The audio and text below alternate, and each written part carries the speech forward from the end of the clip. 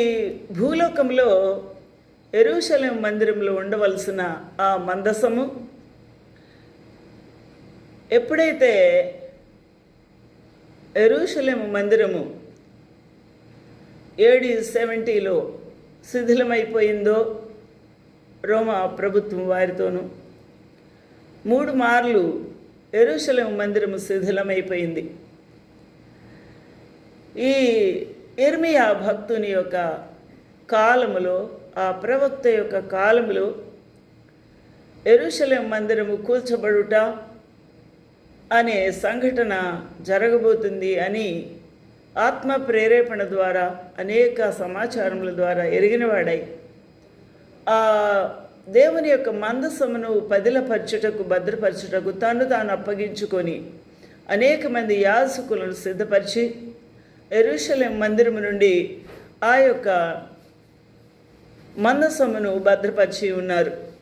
దేవునికి మహిమ కలుగునుగాక. అది ఎంత రహస్యమైన కార్యము, ఎంతో త్యాగపూరితముగా వారు తమ జీవితములు అర్పించి ఆ యొక్క మందసమును రాత్రి వేళలో గెత్సెమనే గొల్గొతా కొండ ఆ యొక్క పర్వతమును తవ్వి ఆ తవ్వకము లోపల ఆ యొక్క మందసమును చేర్చి దానిని మళ్ళీ పూడ్చి భద్రపరిచి ఉన్నారు. యేసుక్రీస్తు ప్రభు రోమీయుల ద్వారా ఆ యొక్క శిలువ మరణమునకు అప్పగించబడినప్పుడు యూదా మత పెద్దలు, అధికారులు ఆయనకు శిలువకు అప్పగించినప్పుడు ఆ యొక్క ఆ తీర్పుకు